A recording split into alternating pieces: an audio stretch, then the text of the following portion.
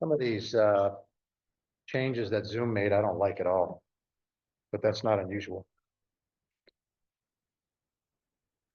I don't like a lot of things. That's what people tell me. It's fair. See, like, why did it do that? How come I can't just not see this at all? You don't know what I'm talking about because you can't see my screen? Some share. Oh, yeah, you can. That thing in the corner there. I don't think so. No, when I was the only one in, it would just stay, it would just sit there. Yeah, I know. Yeah. It's like changing the Big Mac. You don't change that special sauce. It stays just the way that it is, even though it's just Thousand Island dressing. Okay. Here we are. I made a mistake last week. Nobody would ever know. Unless they really got finicky. N.T. Wright, I mentioned him, very influential for me in the 90s. I read his 3 of his 5-volume set. The first one is the New Testament and the People of God. The second one, I forget what the second one is called, but the third one is called The Resurrection and the Son of God. It's a epic encapsulation of biblical theology and the history of redemption. But that first book was very, very influential. It's the book that you've heard me talk several times about the chief symbols of Israel's national identity, the covenant with God, the law of Moses, the land, the Canaan, and the temple. And it came from N.T. Wright, and I actually added one, the throne of David. But that's where all that stuff originated. It was in N.T. Wright. Anyway, I said last week that he's at Cambridge. He's not at Cambridge, he was at Oxford. He's associated with Oxford. But you probably wouldn't have known that. So if you wrote that down, change your notes in case it gets back to him. Because they're competitors, so he probably wouldn't like to know that people think he went to Cambridge. Or that he taught at Cambridge. Well, the city was the chaplaincy of both Oxford, Cambridge, and, It did? Oh, okay. and one other place in Canada. So it sounds like he does a lot of traveling. Yeah, he's a big deal. I know someone who got a PhD at either Oxford or Cambridge. This was 10 years ago, and he was doing he was doing a presentation on something he wrote, original work. And there's like 9 people in the room that come to this. In walks N.T. Wright. Sits down and to listen to him on whatever he was going to talk about.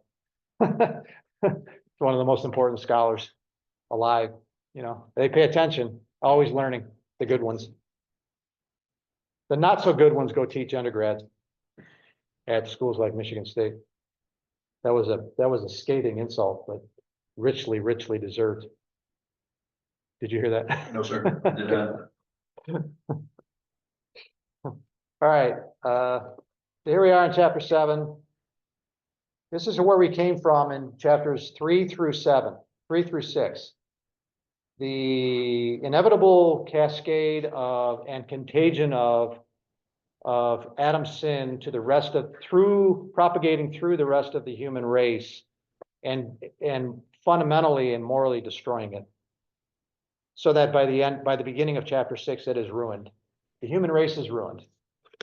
Then we move into chapter 7, where the physical world will catch up and do so with a precipitous drop. So while the moral entropy looks like this, entropy means the tendency towards disorder, which is all things moving towards disorder, including your lawn, your hardwood floor, everything increases in entropy without work being done on the system. So it looks like that for the moral side. The physical side is going to be much more abrupt. Starts at the beginning of chapter 7, and by the end of chapter 7, the world has turned back into an abyss. But the light is still there, meaning the sun. It's just the planet is a wasteland. It's void. It's birth of climate change. Right. A lot of climate change going on right here. And that's going to be the case. You're not wrong. That's going to be the case by the end of chapter 7. Of course, what's happened in between, underneath that water, we've had, from the Christian perspective, tectonic activity. There's going to be continents under there. There's a world underneath the water. And we will simply have to wait through chapter 8 to see that world become visible again and useful. But it's sitting underneath the water. And it will now recede after chapter 7, and it will not be recreated, but it will become visible again. And now it's a different world under the water. He's not going to create the land. He's not going to form the land, the dry ground. It's there now, waiting to be revealed. Yeah, that's the right word for it.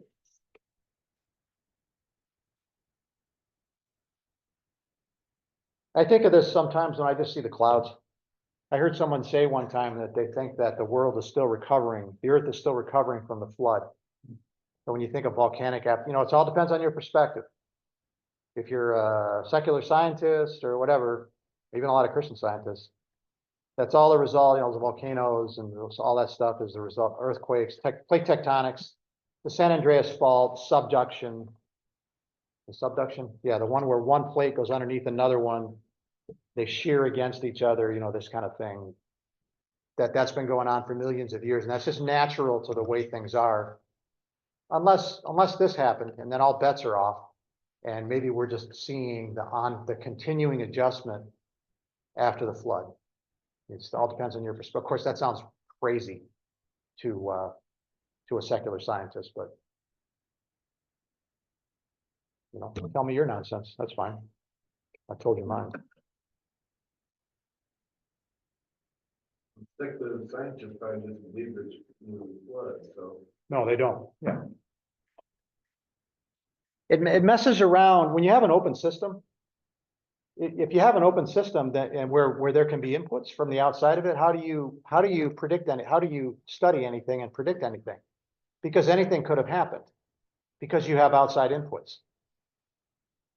There's an outside hand reaching in and manipulating the system. So you can't, all bets are off. You can't do study, can't do proper study unless you're willing to study the hand that's making changes. And so the way that scientists have resolved that problem is they said, well, there's no such, they simply ruled out the possibility of the hand. They've closed the system. And once you close the system, now you think that there's no inputs to the system, and it simply unfolds according to its own rules. And since you know the rules, you can study cause and effect back through the ages. That's uniformitarianism. And you can make your own truth. Based on, and a lot of it, you never have to prove anything. Because how do you prove, I've always thought, and I'm not the only one, that evolution is it's a historical science. It's historiography. Biology is a hard science. It's the study of things, but evolutionary biology is the history of biological changes or something like that. That's historiography.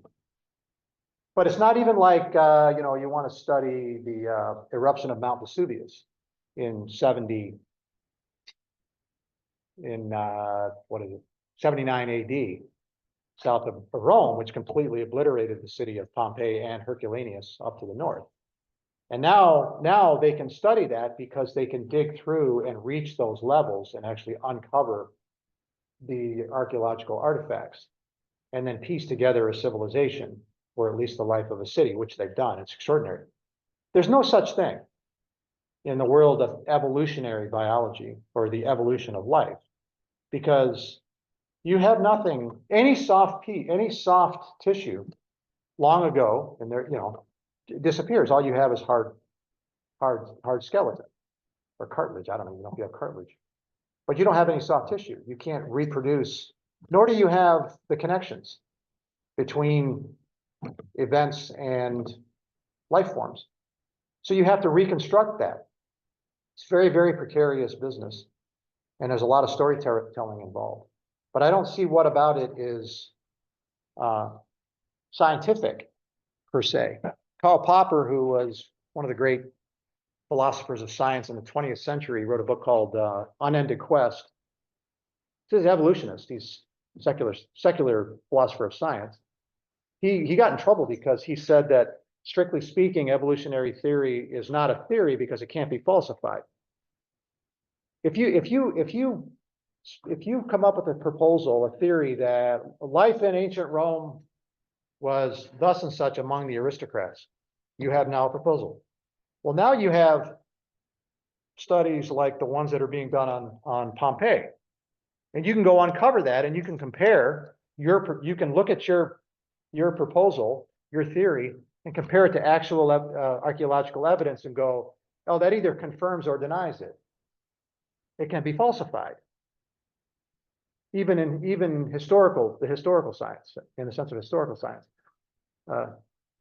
Evolutionary theory is not even, if I understand him right, it's not even that.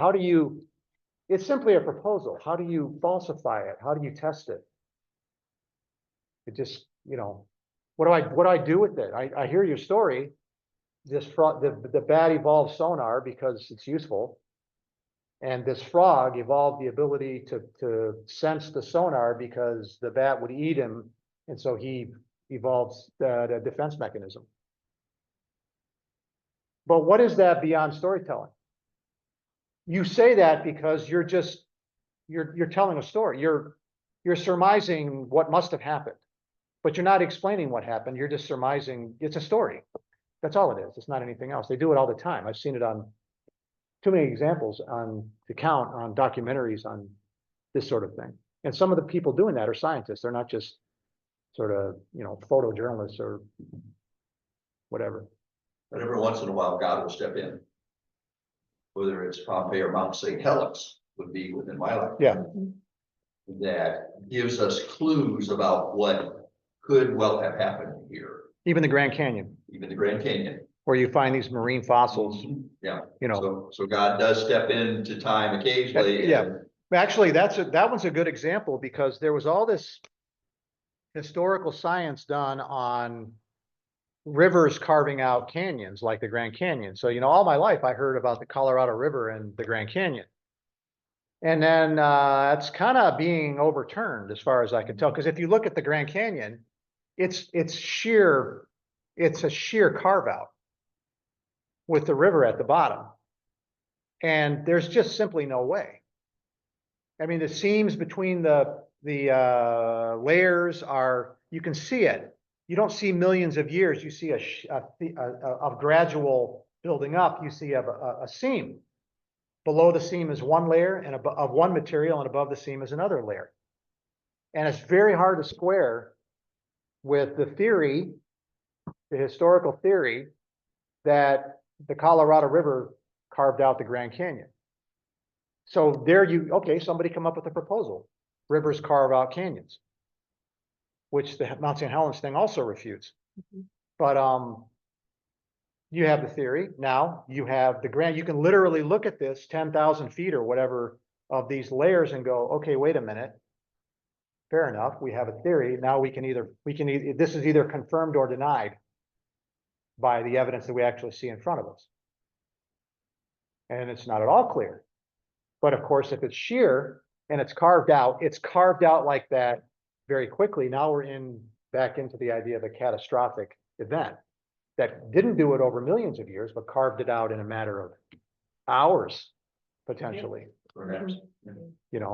Lays down a bunch of sediment, and then a while later, these layers are different densities and so on and so forth, and layers down these layers of sediments, they settle, they do whatever, and then here comes the second catastrophe to wash out and carve out what we see in front of us, which is exactly what happened with Mount St. Helens. Just canyons that are 600 feet deep, carved out by the second eruption of Mount St. Helens.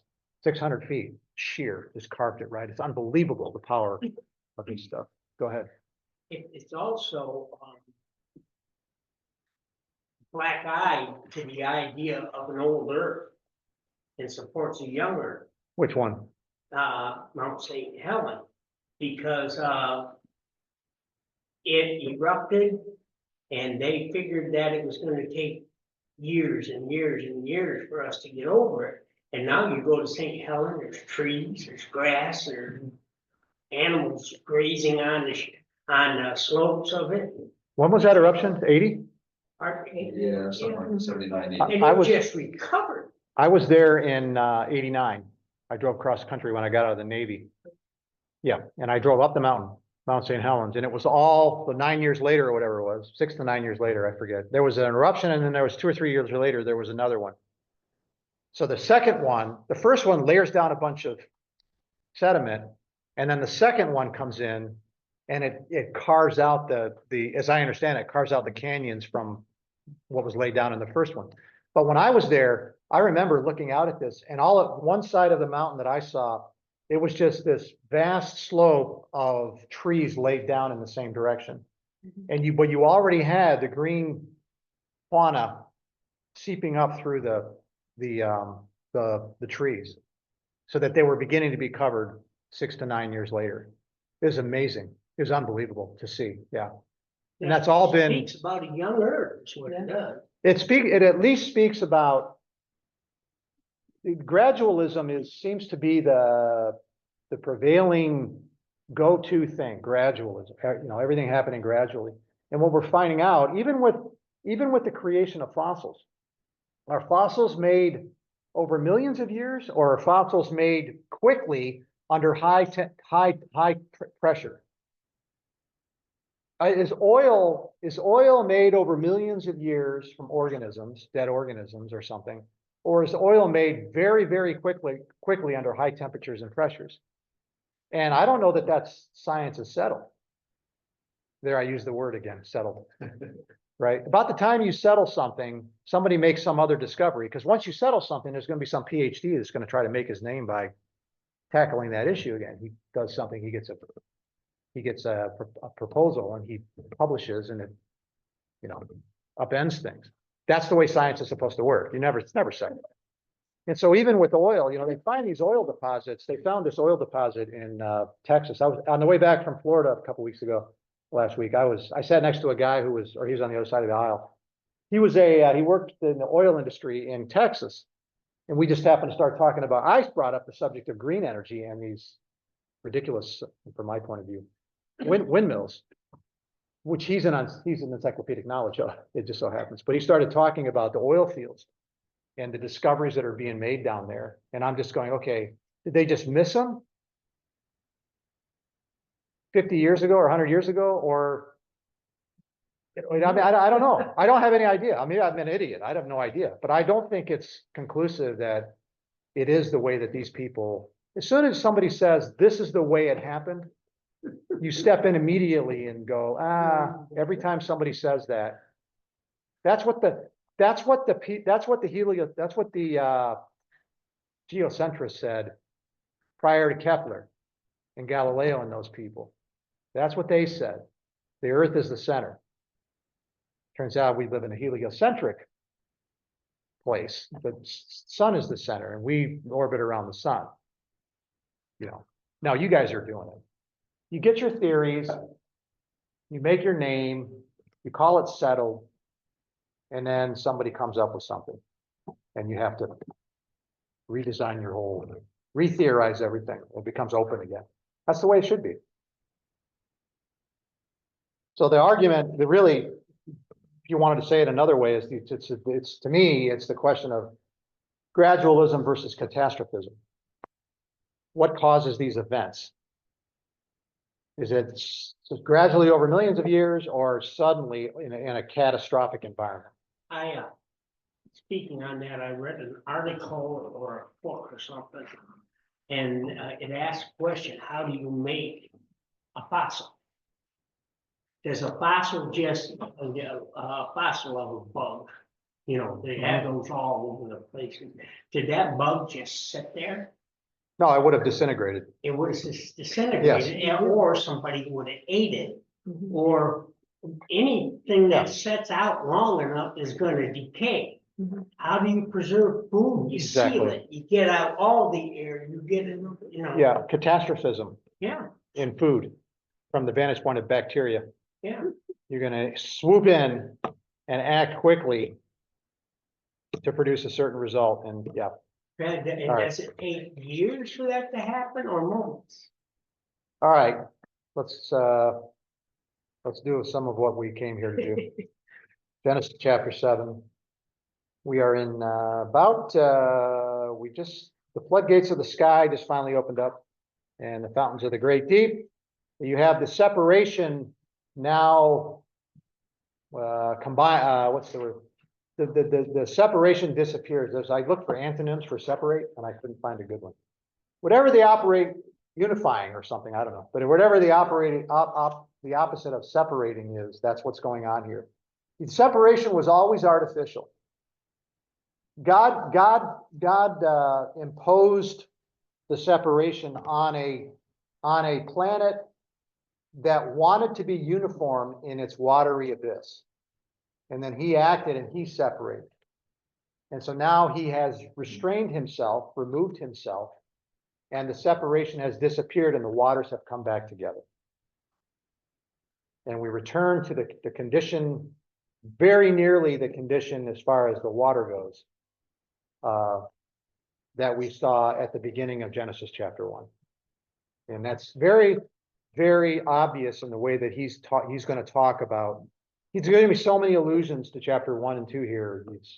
Just want to walk through them. I've got them colored out here a little bit.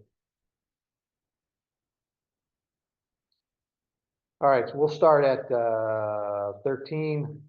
On the very same day, Noah, Shem, Ham, and Japheth, his 3 sons, the sons of Noah, Noah's wife, and 3 wives of his sons with them, so 8 total. 2 Peter, something or other, records that 2 Peter, or is that Jude? That's 2 Peter. I think talks about the 8 that go into the ark, the saved through the water. Picture of salvation, right there. Entered the ark. They and every beast after its kind, cattle after their kind, every creeping thing that creeps on the earth after its kind, and every bird after its kind, all sorts of birds. I think he's trying to make a statement there. Yeah, you see the green, the allusions to chapter 1 when he created all these things after their kind. So it's a callback to chapter 1. Echoes of chapter 1, all over the place with the water and the animals and their kinds, and in a minute the breath that fall right now. So they went into the ark to Noah by twos of all flesh, in which was what? The breath of life. A direct reference to chapter 2, where God breathes into Adam's nostrils the breath of life. Those that entered the ark, male and female, call back to chapter 1, although he's talking about humans there. But male and female of all flesh entered as God had commanded him. So they entered as God had commanded him. So he did the thing that he commanded Noah to do. Noah is commanded to bring 2 of each kind into the ark. God has 2 of each kind come to him just as he commanded Noah. It's a very strange way that it's all happening of its own accord, according to the divine power and plan. And Noah's not at this point, it's just simply happening to Noah. He's done his part. He's built the ark. I don't know how much, I was going to say he's waiting, but I don't think there ain't any weight involved. And now it just happens to him. The animals come in, and they're going to say that the Lord closed yeah. And the Lord closed it behind him. So the divine sovereignty, the divine hand of God, all-powerful hand of God, Noah's done his part. God, true to his word, Noah's in the ark, and everything now gets taken care of it for him, and God closes the door behind him to save him and his little clan. I think that reference you were looking for is in 2 Peter 3:5. Go ahead and read it. I mean, the For when reference. they maintain this, it escapes their notice that by the word of God, the heavens existed long ago, and the earth was formed out of water and by water, through which the world at that time was destroyed, being flooded with water. But by his word, the present heavens and the earth are being reserved for fire, kept for the day of judgment and destruction. You forgot the Noah part. 3:5. What happened to Noah? Well, let's just go with this. This is good because he encapsulates the creator, the place of the creator here, another reference to the creator. But he weaves together both the creation and its destruction in the plan of God. And then he's going to mention Noah in here somewhere. Where's Noah? No references. I don't think Noah's mentioned, Nope, But- sorry. but he's not mentioned in Jude. 2 Peter 2:5. Is that what you're looking for? Yeah. Yeah, you're right. Noah's, God did not spare the angels when they sinned, but cast them into hell and committed them to pits of darkness, reserved for judgment. It's the only place we know about that. By the way, speculate as you will. Did not spare the ancient world, but preserved Noah, preacher of righteousness, not just a practitioner of righteousness. With 7 others, when he brought a flood upon the world of the ungodly, if he condemned the cities of blah, blah, blah, you know. Wow, it's pretty nasty. Where's the baptism line? Saved by baptism. Come on, man. People are supposed to be experts on the Bible. You shouldn't criticize my own Sunday school class. No, that's not it. Yeah, it is. 21, is it 21?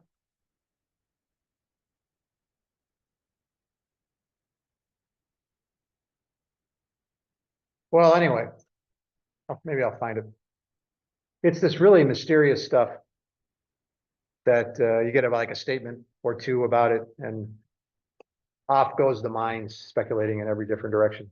Anyway, the point here is all these references, all these allusions to the creation story. And then we're back to the beginning. In the beginning, there was the watery abyss, and the Spirit of God was hovering over the surface of the water. Although that part is left out.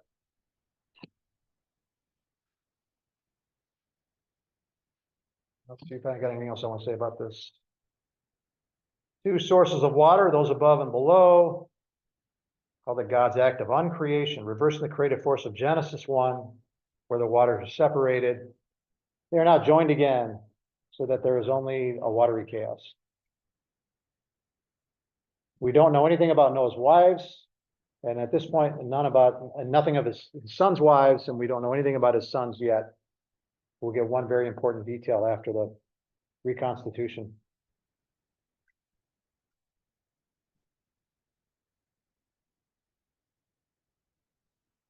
Breath of life occurs in 2:7, by the way.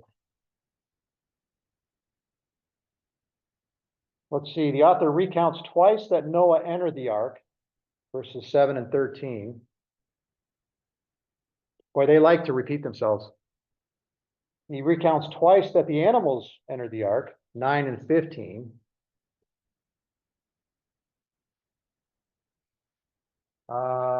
Four times, I had 5, but I want to see 4 here.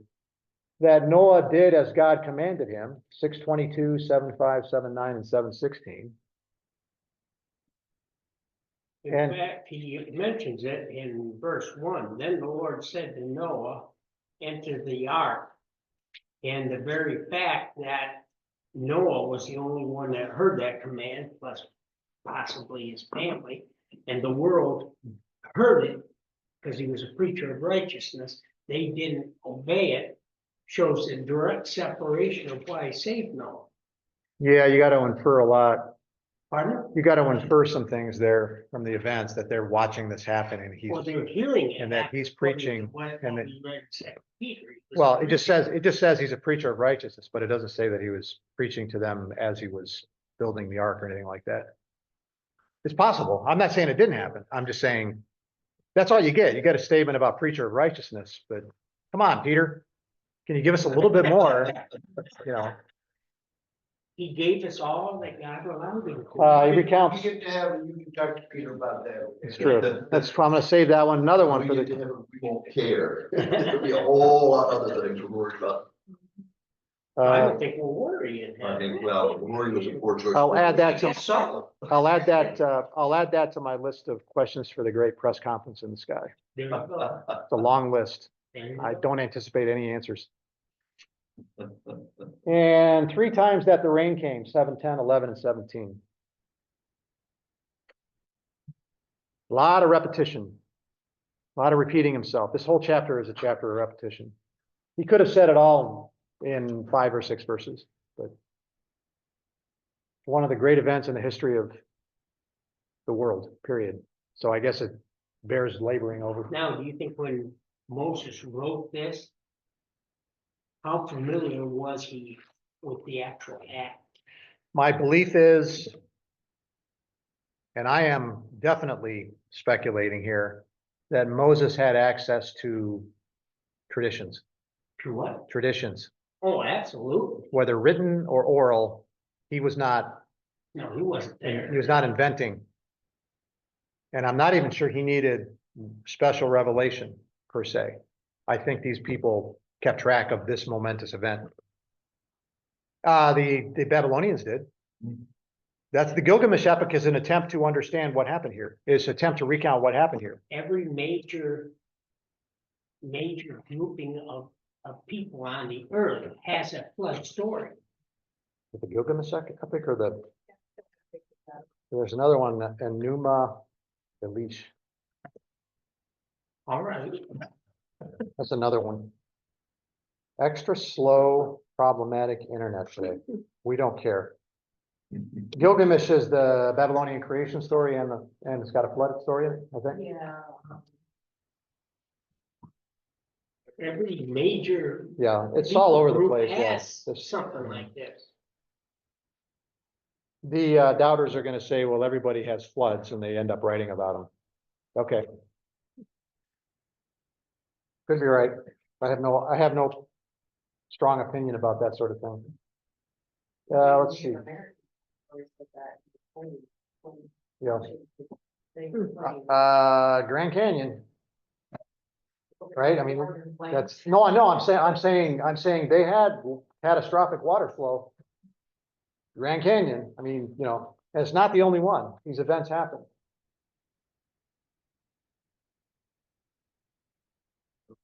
Your thing might be up now. I don't know what's going on there. Google works. Go. What on earth is that? Enuma Elish. The Babylonian epic of creation. What's Gilgamesh? Gilgamesh.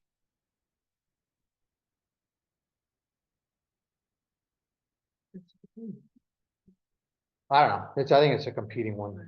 You try to read this stuff. I've tried to read some of this stuff and doesn't read linear in a straight line down. Okay, let's keep going here. 23. They make the reference to dry land. There's another callback to chapter 22, dry land right here. That's a direct out of the command of God, let the dry land appear. He's undoing it. It's the great undoing. And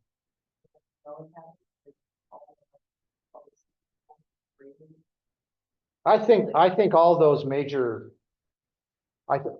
geologic formations that we see have their roots in this event right here.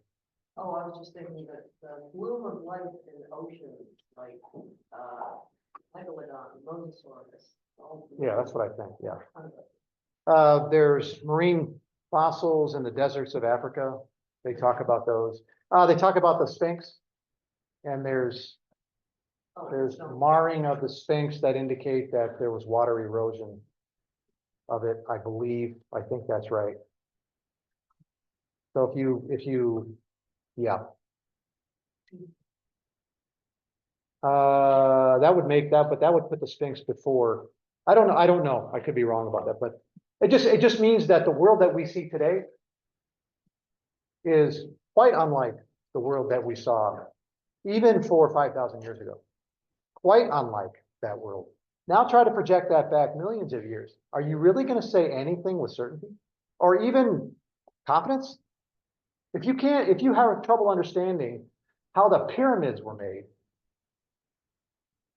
and how all these things happened from thousands of years ago, how can you be so confident of what happened millions of years ago? I don't understand. Have a little humility. Maybe you're right, but just, be a little tentative.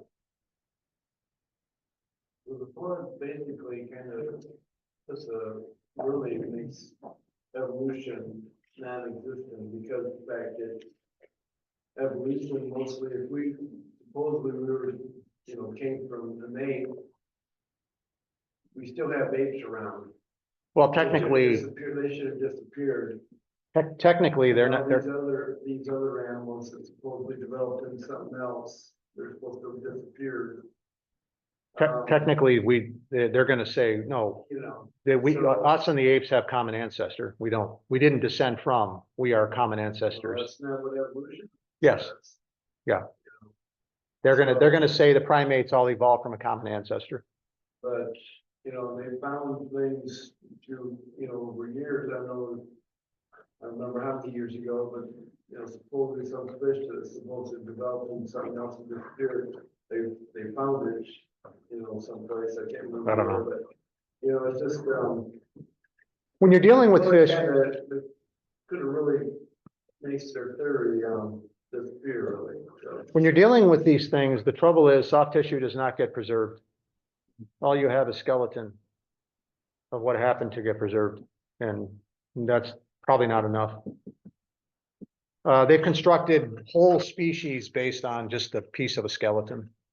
And a couple times have been embarrassed by it because it got refuted. What was the one that was a fraud, a hoax? Lucy? No, is it Lucy that was the hoax?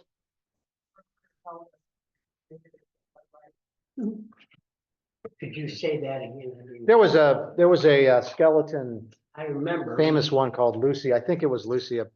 She's saying, she seems more confident than I am. But it turned out to have been a hoax, and it turns out to have been a fraud in that they modified it. It was modified to look like, to appear to be something. It was female, they got that right, but they wrote the pelvis to make it look like it could stand up properly without any comfort. So they wanted a bipedal, I think, they wanted a bipedal intermediate. That's where all the action is. Okay, let's move. There's no reference to drowning here. It's interesting. Let's read 17 through, there's a lot of death here, right? It's the greatest death, liquid, what do you call it? Catastrophe of human life ever and ever will be. You said extermination. Extermination, yeah. I don't have any trouble saying extermination. Liquidation, blotting out. The flood came upon the earth for 40 days, and the water increased and lifted up the ark. Notice the graphic picture here of rising water and corresponding rising depth. Increased and lifted up the ark so that it rose above the earth. The water prevailed and increased greatly upon the earth, and the ark floated on the surface of the water. You can just see it moving slowly. The water prevailed more and more upon the earth. There's more and more tension. So that all the mountains, high mountains everywhere under the heavens were covered, whatever a high mountain was at that point, were before whatever. What constituted a high mountain at that time? Another thing we don't know, but they assume that they think, well, some of these mountains are 15, 20,000 feet high. They are today. You're assuming that what's true today was true then, It seems to come back to that. The water prevailed 15 cubits higher. The mountains were covered. All flesh that moved on the earth perished. So there's the word perished, along with blotted out. Was exterminated. Birds, cattle. Now we're called back to chapter 1. Birds, cattle, beasts, every swarming thing that swarms on the earth, all mankind, of all that was on the dry land, all in the redundancy here. These all mean the same things. All in whose nostrils was the breath of the spirit of life, which is his point is absolutely nothing of the dry land remained, or its counterpart above it. Absolutely nothing remained. Every single thing was destroyed. Thus he blotted out every living thing that was upon the face of the land, redundancy, from man to animals to creeping things and to birds of the sky, redundancy. They were blotted out from the earth. redundancy. Only Noah was left, which we already knew because he blotted every single thing out, every living creature out other than him, together with those that were with him in the ark, and the water prevailed upon the earth 150 days. So it's going to sit there, a watery mass, for 150 days. And they're just floating on a sea of death. Beneath the surface, it's just the sea of death. And anticipation, hope. There's a new world underneath there that's going to be revealed as the water recedes and the ark comes down. It will land back down on this new creation, if you want to call it, where mankind will get a second start.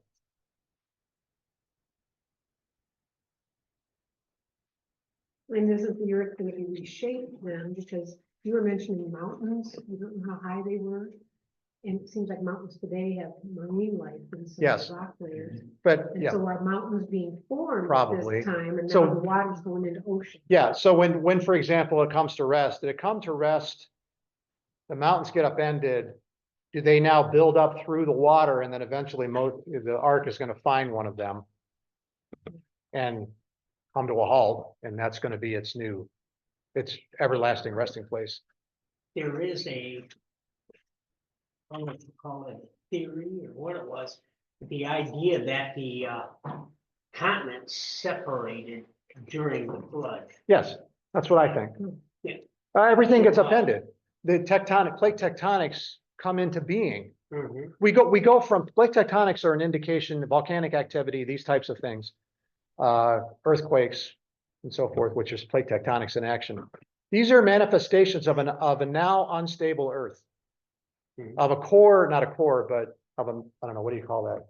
Not a mantle, whatever that is, of an interior that's now unstable and it's still moving around as a result of the flood. This would be from the perspective of a person who believes in the flood. It's no longer stable. It used to be stable. When it was pristine, it was stable. He destabilized it. And now we live in the aftermath of that when we live in an unstable, not only, we can no longer even trust, remember the curse. The curse is, by the sweat of your brow will you eat, thorns and thistles will the land bring forth. It's further than that. You can't even trust the ground underneath your feet. That's moving too. Mhm. So if you're in California on the other side of the San Andreas, when that ground starts moving, there's no place to go. There is no higher, no grade, no more acute sense of your helplessness on planet Earth than the ground underneath your feet might disappear, which happens.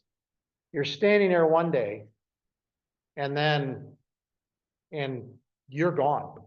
And that's happened. But there's the picture of what God did. In the midst of the curse, he destabilized the whole planet. And it will forever be destabilized until he redeems it and it becomes stable again. But from that day to this and on into the future, we will forever live on a planet that is hostile all the way down. And every once in a while, it will belch out its anger in the form of red hot magma and create new formations like Hawaii, the islands of Hawai, the Ring of Fire. Go study the Ring of Fire around the world. There's a NASA scientist who's a Christian, and Tom Webb had showed a video of him one time when he was teaching his class that basically explained the fact that God used the water from the earth itself to help flood them, because 40 days of rain would never cover the whole earth. No, yeah, he says that specifically. Yeah. It says floodgates of the heavens. The floodgates of the fountains of the great deep were open. They're just discovered an ocean. Do you know anything about this, Laura? Or, Dana, there was an ocean discovered under the surface of the earth, which they think contains more water than what's this?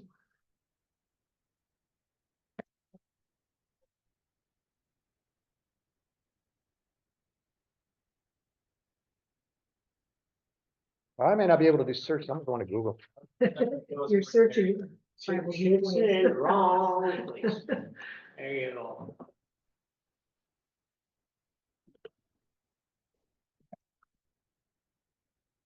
Yeah. 2023. 700 kilometers below the surface of the earth, trapped in the crystalline structure of a blue mineral called blah, blah, blah, blah. Made by researchers from Northwestern. Challenged previous theories about Earth's water reservoirs and may revolutionize our understanding of the planet's water cycle, based on the idea of the transition zone in the Earth's mantle with an enormous capacity for storing water. It's very unstable down there. You could do it again if you wanted to. You've got plenty of water to work with. Except he promised he did, wouldn't I mean, I couldn't do that.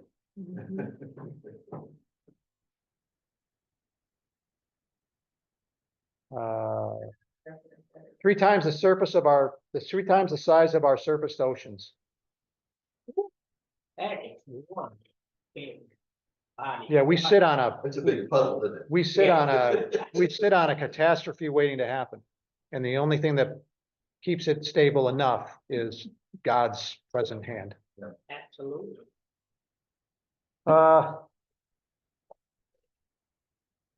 This is such a perfect picture of salvation Absolutely. and by grace. He does call Noah righteous in his generation, but he just saved Noah. He didn't have to do it. And Noah was righteous for a reason. This picture of salvation is extraordinary because it's just the picture of grace. It's the salvation of all humanity in the persons of these 8, in the presence of these 8 people. Extraordinary. It's all nonsense to the secular world out there, and even a lot of Christians. My view is that if you're going to believe in a creator, is it really? Tell me the difference between nonsense and not nonsense. And usually if it's nonsense, if it seems unscientific, and the flood is considered unscientific, so it's considered nonsense, even by sometimes Christian scientists. And I'm just thinking, okay, well, isn't the creator nonsense from the vantage point of science? Isn't the resurrection of Jesus Well, we gotta move by nonsense? faith. That's why God gives us faith. All right, we gotta shut down. It's 10:16. And thank you all for joining. We just Thank you, finished Gary. chapter 7. Thank you. Thank you, Gary. Yep, you're welcome. Rebirth is next, so to speak. Glad you got the blue The shirt. first words of Good, yeah. chapter 8 See that, are great. Thank God. Then God remembered. Yeah, we'll talk about that. Yeah, Yeah. and God remembered. That's the turn of the joint.